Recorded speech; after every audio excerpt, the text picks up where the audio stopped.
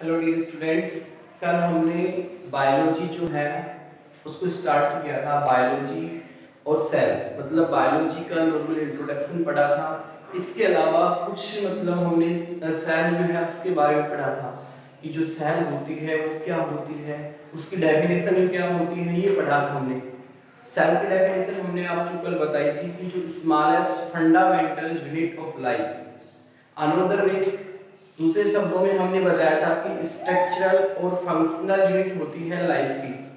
Structural और functional unit क्यों होती है लाइफ की, वो हमने कल अच्छे से डिफाइन किया था, अच्छे से समझाया था। आज हम बात करते हैं जो सेल है, फंडामेंटल यूनिट। अब आज हम बात करेंगे सेल के बारे में कि जो सेल होती है वास्तव में कैसे होती है, कैसे बनी होती है। तो सबसे पहले कि जो हमारे चारों तरफ कि बहुत ही कि वैरायटी की लिविंग ऑर्गेनिज्म प्रेजेंट होते हैं। हम कि जिधर भी देखते हैं चारों तरफ कौन प्रेजेंट होते हैं, लिविंग ऑर्गेनिज्म प्रेजेंट होते हैं। और वो लिविंग ऑर्गेनिज्म जो है उन सभी का बेसिक कॉन्सेप्ट, बेसिक जो है वो सेल होता है। मतलब कि वो सेल से बने होते हैं, चाहे वो यूनिसेल्युलर ऑर्गेनिज्म हो या मल्टी सेल्युलर। चाहे तो वो यूनिसेल्युलर हो या फिर मल्टी सेल्युलर हो।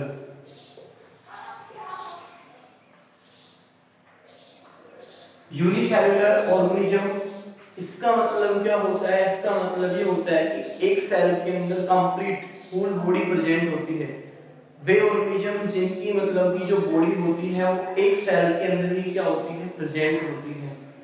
और मल्टी सेल्युलर ऑर्गेनिज्म, कल हमने इसके बारे में आपको बताया था कि मल्टी सेल्युलर ऑर्गेनिज्म वे होते हैं जिनमें एक स्पेसिफिक एक वर्क को करने के लिए एक स्पेसिफिक एक पर्टिकुलर ऑर्गन प्रेजेंट होता है। जैसे कि हमारे अंदर प्रत्येक वर्क को कंप्लीट करने के लिए एक स्पेसिफिक एक ऑर्गन प्रेजेंट होता है। तो जितने भी यूनिसेल्युलर ऑर्गेनिज्म होते हैं उनकी बॉडी जो होती है एक सेल से क्या होती है, बनी होती है। इसका एग्जांपल है अमीबा, बैक्टीरिया।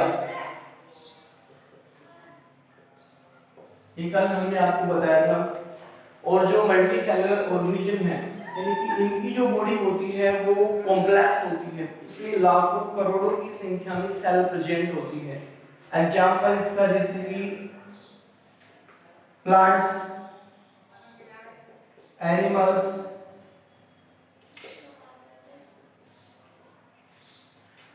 ये इनमें होता क्या है? अपने 10th क्लास में 5 किंगडम थ्योरी पढ़ी होगी। 5 किंगडम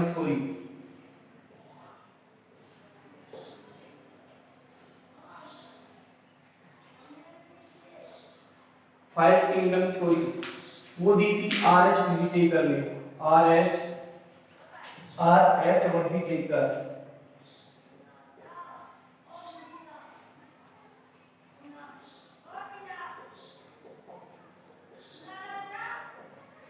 आर एच विटेकर जो साइंटिस्ट था उन्होंने 1969 में दी थी। और उन्होंने कंप्लीट जितने भी लिविंग ऑर्गेनिज्म हैं उनको 5 किंगडम में डिवाइड किया था। कौन कौन से हैं वो? एक तो है मोनेरा, प्रोटिस्टा,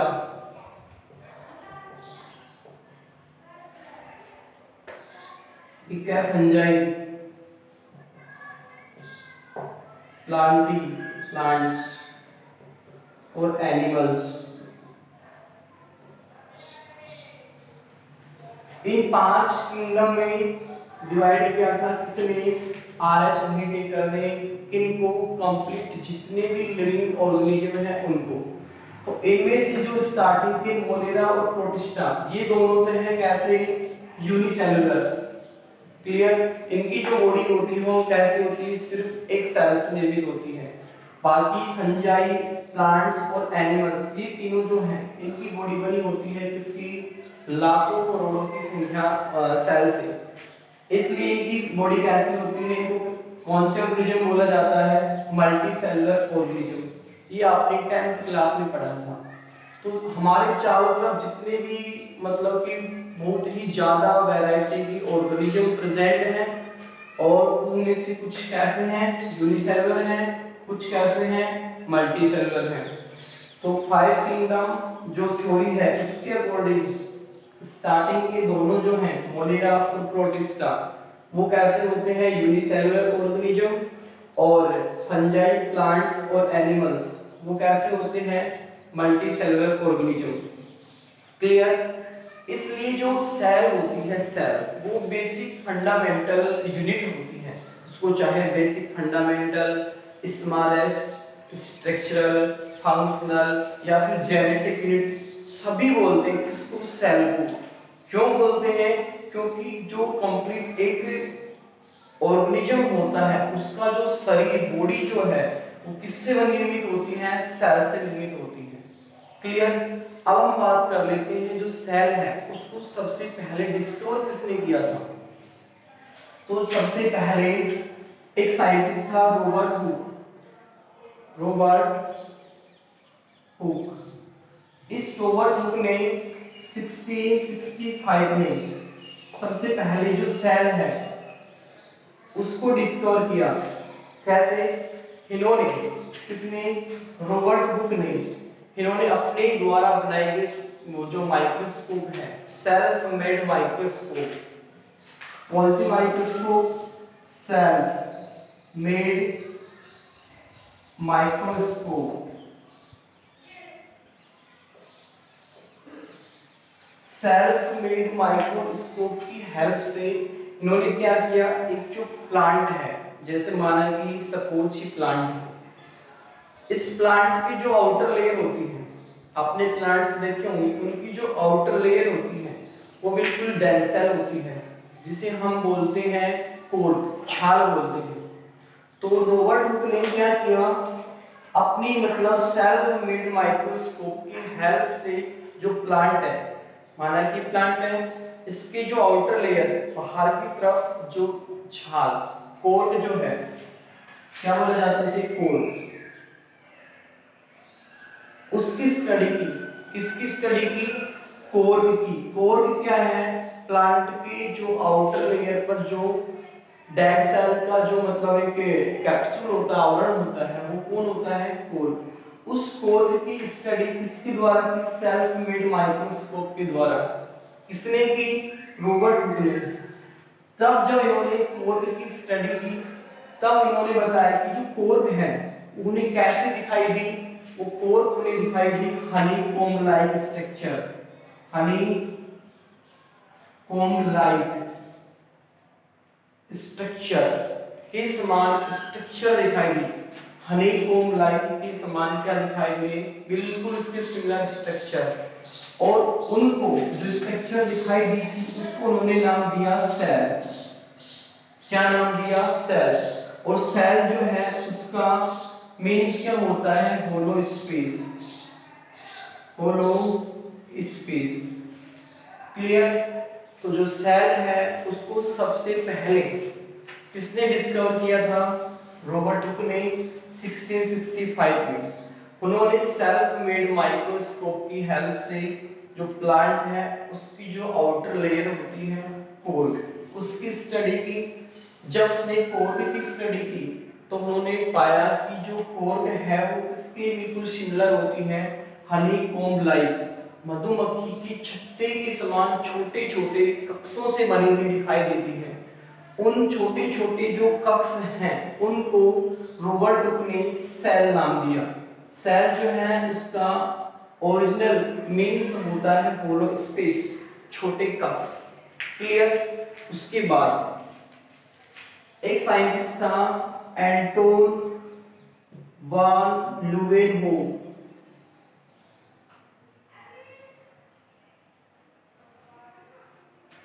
एंटोन वान ल्यूवेनहोक 1674। एंटोन वान ल्यूवेनहोक फर्स्ट साइंटिस्ट था जिसने लिविंग सेल है उसको डिस्कवर किया। देखो मैंने आपको कल बताया था लिविंग ऑर्गेनिज्म,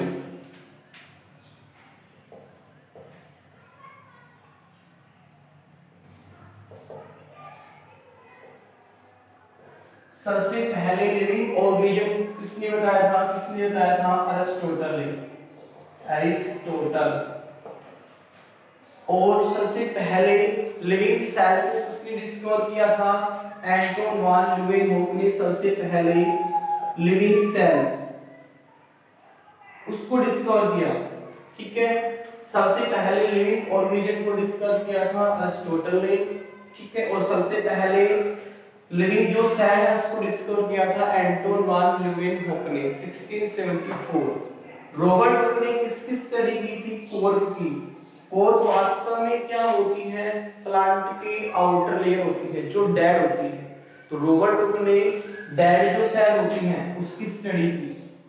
सबसे पहले डेड सेल के बारे में बताया, लेकिन लिविंग जो सेल है उसके बारे में बताया था एंटोन वान ल्यूवेनहोक ने। उन्होंने भी क्या किया था? सेल्फ मेड माइक्रोस्कोप की हेल्प से बैक्टीरिया, लिविंग सेल को बताया bacteria, RBC, sperm, more than काफी लिविंग सेल जो है उनको क्या किया था? डिस्कवर किया था। क्लियर? उसके बाद दो साइंटिस्ट थे, नाल और रस्का। नाल और रस्का, इन दोनों ने 1932 में दोनों साइंटिस्ट ने इलेक्ट्रॉन माइक्रोस्कोप को डिस्कवर किया। Electron microscope. तो इलेक्ट्रॉन जो माइक्रोस्कोप है उसको डिस्कवर किसने किया था? नाल और रस्का ने। लिविंग सेल को किसने डिस्कवर किया था? एंटोन वान ल्यूवेनहोक ने। डेड सेल को किसने डिस्कवर किया था? रॉबर्ट हुक ने। उसके बाद में एक और है जो न्यूक्लियस है। न्यूक्लियस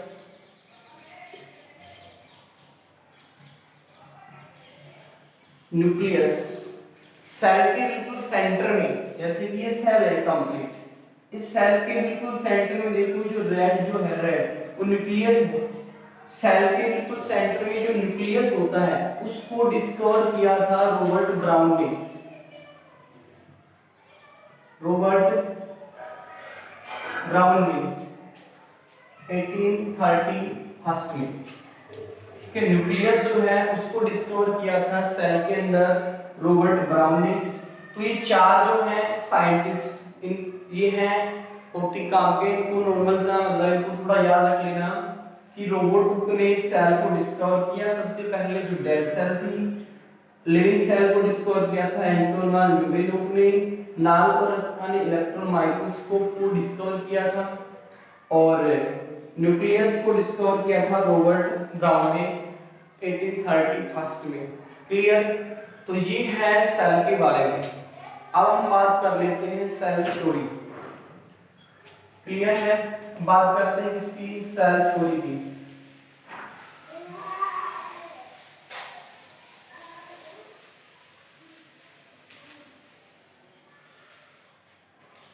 सेल थ्योरी, जो सेल थ्योरी है, सेल थ्योरी दो साइंटिस्ट ने दी थी। जर्मन के दो साइंटिस्ट थे, एक बोटेनिस्ट थे और एक जूलॉजिस्ट। बोटेनिस्ट का मतलब कि जो बोटनी प्लांट्स जो है उसकी स्टडी करने वाले, जूलॉजिस्ट जो एनिमल हैं उनकी स्टडी करने वाले। ठीक है, तो दो साइंटिस्ट कौन कौन से थे? एक तो था स्लाइडिंग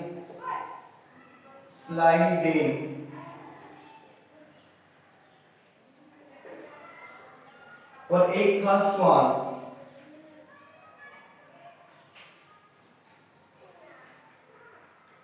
दो साइंटिस्ट थे।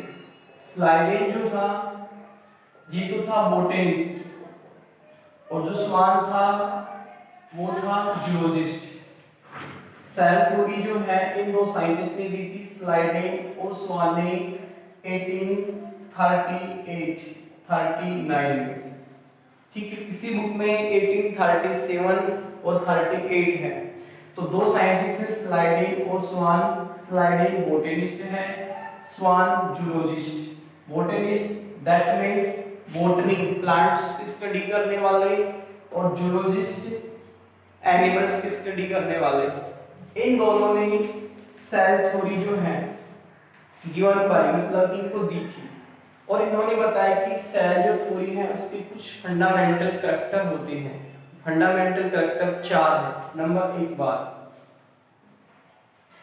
फंडामेंटल कैरेक्टर है उनमें से नंबर 1 पर आता है, इन दोनों साइंटिस्ट ने बताया कि जो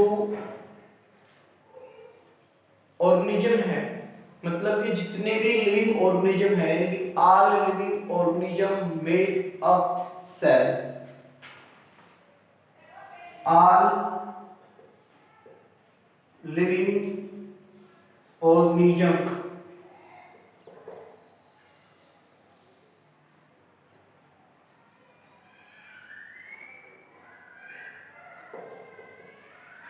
मेड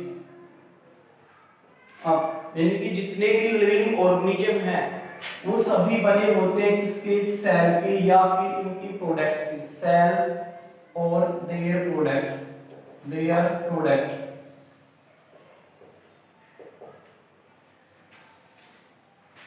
अर्थ पर जितने भी लिविंग ऑर्गेनिज्म हैं वो किसके बने होते हैं, सेल और देयर प्रोडक्ट, सेल या फिर इनकी प्रोडक्ट के। इसलिए सेल को बने होते हैं, इसलिए सेल को क्या बोला गया, स्ट्रक्चरल यूनिट। क्या बोला गया, स्ट्रक्चरल यूनिट। मैंने आपको कल बताया था कि जो बॉडी होती है वो किसकी बनी होती है, सेल की, इसलिए सेल को स्ट्रक्चरल यूनिट कहा गया। Number 2 metabolic reaction. Metabolic reaction, metabolic reaction present in cell. जितनी भी मेटाबॉलिक रिएक्शन होती हैं वो सेल के अंदर प्रेजेंट होती हैं। Metabolic reaction that means respiration, excretion, circulation, reproduction, locomotion, growth. जितनी भी मेटाबॉलिक रिएक्शन है वो कहाँ प्रेजेंट होती हैं, सेल के अंदर। ये सभी work respiration, excretion, reproduction, circulation, digestion, ये सभी क्या हो रहे हैं, फंक्शंस, वर्क हो रहे हैं जो कहाँ प्रेजेंट है, कहाँ हो रहे हैं, सेल के अंदर। इसलिए सेल को क्या बोला गया, फंक्शनल यूनिट, फंक्शनल यूनिट कहा गया। इसके अलावा नंबर 3 सेल के अंदर genetic material, genetic material DNA और आरएनए, डीएनए और आरएनए प्रेजेंट होता है। इसलिए सेल को क्या बोला गया, जेनेटिक यूनिट। सेल के अंदर क्या प्रेजेंट होते हैं, डीएनए और आरएनए, इसलिए सेल को क्या बोला गया, जेनेटिक यूनिट। नंबर 4 है वो पॉइंट काफी इंपॉर्टेंट है, और इसका मतलब ये है कि जितनी भी न्यू सेल अराइज होती है, न्यू सेल का फॉर्मेशन होता है, न्यू सेल फॉर्मेशन या arise from pre existing cell,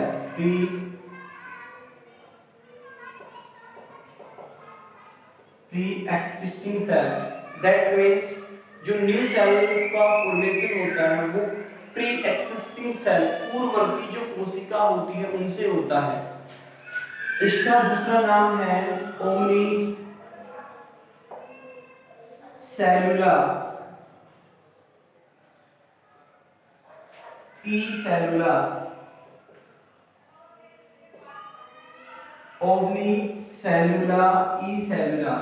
इसका प्री एक्सिस्टिंग सेल है, इसका सेकंड मीन्स है ओमनी सेलुलर, ई सेलुलर। और ये वाला जो पॉइंट है वो बताया था रुडोल्फ विर्चो ने, जो काफी इंपॉर्टेंट है। तो जो सेल थ्योरी है वो किसने दी थी, स्लाइडिंग और स्वान ने। इसके 4 फंडामेंटल कैरेक्टर है। Number 1 all living organism made cell and their products, that means cell जो है वो कैसे स्प्लिट होती है, स्ट्रक्चर, सभी मेटाबॉलिक रिएक्शन कहाँ प्रेजेंट होती हैं, सेल में, that means functional unit. Third, genetic जो मटेरियल डीएनए और आरएनए कहाँ प्रेजेंट होता है, सेल में, that means genetic unit. Number 4, जितनी भी न्यू सेल अराइज होती है, न्यू सेल का फॉर्मेशन होता है वो किन से होता है, प्री एक्सिस्टिंग सेल से। क्लियर, जो किसने बताया था, रुडोल्फ विर्चो ने 1855 में। विर्चो और नेगली दो साइंटिस्ट थे। क्लियर। अब हम बात कर लेते हैं उसके बाद सेल जो है उसका मतलब कि ओवरव्यू कि सेल जो है उसमें क्या होता है, साइज क्या होता है, कैसी होती है। क्लियर।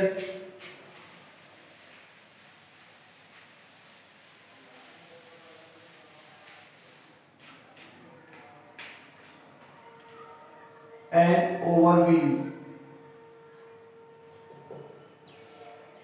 of cell। देखो जो सेल होती है, सेल की हम बात करें तो इधर ध्यान दोगे आपके, जो सेल होती है, सेल ये बिल्कुल जो मैंने आपको ब्लू कलर से दिखा हुई ये सेल है। क्लियर। सेल, सेल के बाहर यानी कि सबसे आउटर लेयर जो होती है, सेल जो है, जैसे कि जो प्लांट है, प्लांट के चारों तरफ देखना आपको कोर्क दिखाई देगी, छाल जिसे बोलते हैं, जो डेड सेल होती है।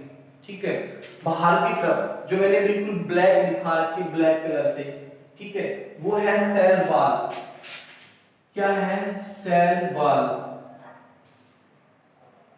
और बिल्कुल सेल वॉल के नीचे इंटरनल पार्ट में जो रेड कलर से है वो है cell membrane, cell membrane. Clear. उसके बाद ब्लू कलर से है, ब्लू कलर के अंदर जो मैंने यहाँ पर दिखाया हुआ है बिल्कुल ब्लैक कलर से डार्क डॉट डॉट में, वो है इसका साइटोप्लाज्म, साइटोप्लाज्म। और बिल्कुल रेड कलर से अंदर है वो है न्यूक्लियस। क्लियर। तो जो सेल होती है प्लांट में देखना आपके, प्लांट में आउटर जो लेयर होती है बिल्कुल डेड सेल होती है। ठीक है, वो होती सेल वॉल। सेल वॉल के बिल्कुल अंदर इंटरनल पार्ट में होती है सेल मेम्ब्रेन। और बिल्कुल सेल के अंदर जो लिक्विड होता है, फ्लूइड होता है, वो होता है साइटोप्लाज्म। उसके बिल्कुल सेंटर में मैंने कल आपको बताया था सेल जो होती है, अभी बताया है न्यूक्लियस। न्यूक्लियस कहाँ होता है, सेल के सेंटर में। न्यूक्लियस को डिस्कवर किसने किया था, रॉबर्ट ब्राउन ने 1831 में। तो जो न्यूक्लियस है कहाँ है, बिल्कुल सेंटर में। क्लियर। अब हम बात कर लेते हैं जो सेल जो होती है डिफरेंट डिफरेंट मतलब कि डिफरेंट डिफरेंट जो ऑर्गेनिज्म होते हैं। जैसे हम यहाँ पर बात कर लेते हैं प्लांट्स की, प्लांट्स की, एनिमल्स की। मेन इंपॉर्टेंट कैरेक्टर, प्लांट्स के अंदर सेल वॉल जो होती है वो प्रेजेंट होती है, लेकिन बट एनिमल्स के अंदर सेल वॉल प्रेजेंट नहीं होती। हमारे चारों तरफ क्या डेड सेल का आवरण होता है जो बिल्कुल बॉडी से थोड़ा अलग होता है, हटके नहीं होता। दैट मींस एनिमल के अंदर सेल वॉल एब्सेंट होती है, नहीं होती। और जो प्लांट्स होते हैं उनमें सेल वॉल होती है। अब जो ये सेल वॉल है जो सबसे बाहर की तरफ है डार्क कलर से, सबसे बाहर की तरफ, ये डिफरेंट डिफरेंट ऑर्गेनिज्म में इनका कंपोजिशन जो है सेल वॉल का वो डिफरेंट डिफरेंट होता है। नहीं समझे? जो सेल वॉल जो है वो डिफरेंट डिफरेंट ऑर्गेनिज्म में उनका कंपोजिशन इनकी बनी किसकी होती है, उनका कंपोजिशन डिफरेंट डिफरेंट होता है। जैसे मैं बात कर लेता हूं किसकी, प्लांट्स की।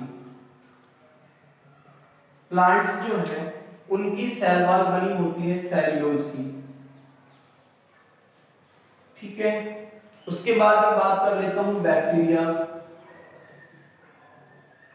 बैक्टीरिया जो है इनकी सेल वॉल जो है डिफरेंट डिफरेंट हो गई। ठीक है। इनका कंपोजिशन जो है मतलब कि सेल वॉल का कंपोजिशन वो भी डिफरेंट डिफरेंट होता है। बैक्टीरिया, बैक्टीरिया जो है उसकी सेल वॉल बनी होती है पेप्टिडोग्लाइकॉन, पेप्टिडोग्लाइकॉन। टी दो ग्लाइकन, ठीक है। इसके अलावा यदि बात करें किसकी, प्रोटिस्टा की, प्रोटिस्टा की जो सेल वॉल होती है वो कैल्शियम कार्बोनेट की बनी होती है। मैमल्स की बात करें, मैमल्स में सेल वॉल एब्सेंट होती है, ठीक है। यानी कि ये जो सेल वॉल है डिफरेंट ऑर्गेनिज्म में डिफरेंट होती है। प्लांट्स में सेलुलोज की बनी होती है, बैक्टीरिया में पेप्टिडोग्लाइकन की, प्रोटिस्टा में कैल्शियम कार्बोनेट की, क्लियर। उसके बाद इस सेल वॉल के बिल्कुल इंटरनल पार्ट में जो रेड कलर से मैंने दिखाया हुआ है वो है सेल मेम्ब्रेन। और सेल मेम्ब्रेन सभी लिविंग ऑर्गेनिज्म में, टोटल लिविंग ऑर्गेनिज्म जितने भी हैं उनमें सेल मेम्ब्रेन का जो कंपोजिशन होता है वो सिमिलर होता है। जो सेल वॉल, जो सेल मेम्ब्रेन होती है, सभी लिविंग ऑर्गेनिज्म में इनका कंपोजिशन सिमिलर होता है, वो होता है फोस्फोलिपिड, लिपिड प्लस प्रोटीन। दोनों में विशेषता है, दोनों में अलग अलग कि जो सेल वॉल होती है वो डिफरेंट ऑर्गेनिज्म में इनका कंपोजिशन डिफरेंट था, बट सेल मेम्ब्रेन जो होती है वो सभी ऑल लिविंग ऑर्गेनिज्म, उन सभी में जो सेल मेम्ब्रेन होती है किसकी बनी होती है, फोस्फोलिपिड प्लस प्रोटीन। सभी में क्या होता है, सिमिलर होता है। इनके अलावा इनके बिल्कुल अंदर सेंटर में जो मैंने रेड कलर से दिखाया हुआ है वो है न्यूक्लियस। दो सेल हैं, एक तो प्रोकैरियोटिक सेल,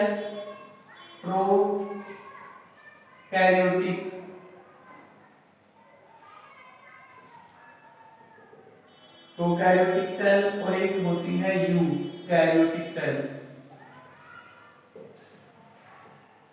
प्रोकैरियोटिक सेल और यूकैरियोटिक सेल। प्रो का मतलब होता है प्रिमिटिव, प्रो का मतलब प्रिमिटिव, और यू का मतलब कि एडवांस,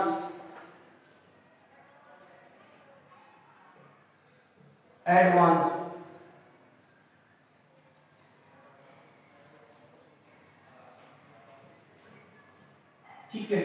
तो जो प्रोकैरियोटिक सेल होती है, और कैरियन का मतलब देखो दो शब्द हैं, एक तो प्रो और एक कैरियन।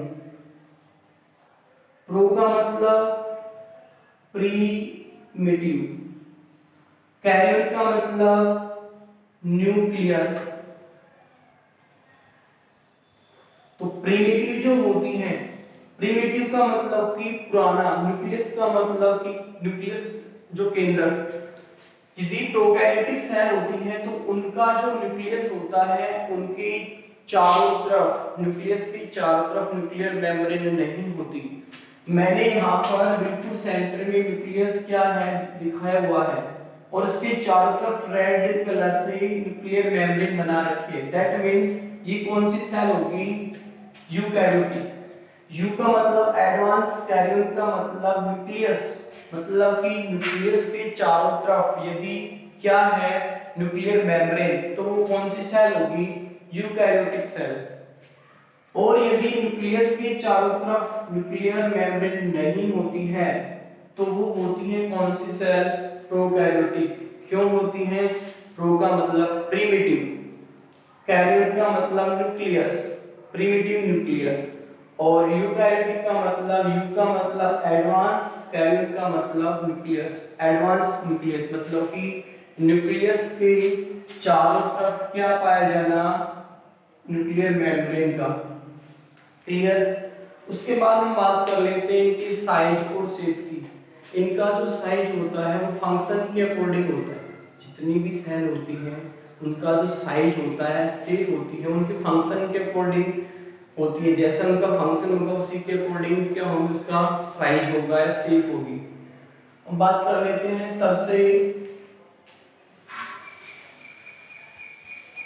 स्मॉलेस्ट सेल और सबसे लार्जेस्ट सेल।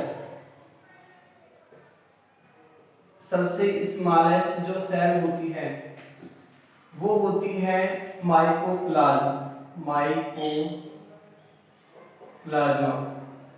ठीक है, जो वास्तव में एक बैक्टीरिया है। वास्तव में क्या है ये? बैक्टीरिया। और सबसे लार्जेस्ट सेल होती है ऑस्ट्रिच एग, शुतुरमुर्गी का अंडा। तो माइकोप्लाज्मा इसका साइज होता है 0.3 माइक्रोन। इसका होता है विद कैप्सूल ऑस्ट्रिच एग का जो कैप्सूल होता है उसके साथ इसका जो डायमीटर होता है विद कैप्सूल, इसका जो डायमीटर होता है वो होता है 15 सेंटीमीटर। और सबसे लॉन्गेस्ट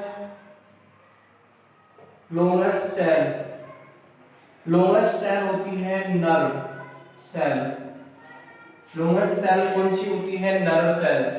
इसका साइज होता है 93 सेंटीमीटर और ये प्रेजेंट कहाँ होती है? ब्रेन में। स्मॉलेस्ट सेल माइकोप्लाज्मा, वास्तव में क्या है? बैक्टीरिया। आकार इसका कितना है? 0.3 माइक्रोमीटर। और लार्जेस्ट सेल है ऑस्ट्रिच एग, इसका जो डायमीटर होता है विद कैप्सूल 15 सेंटीमीटर। और लार्जेस्ट सेल कौन सी, लॉन्गेस्ट सेल कौन सी होती है? Nerve cell. कहाँ प्रेजेंट होती है? ब्रेन में।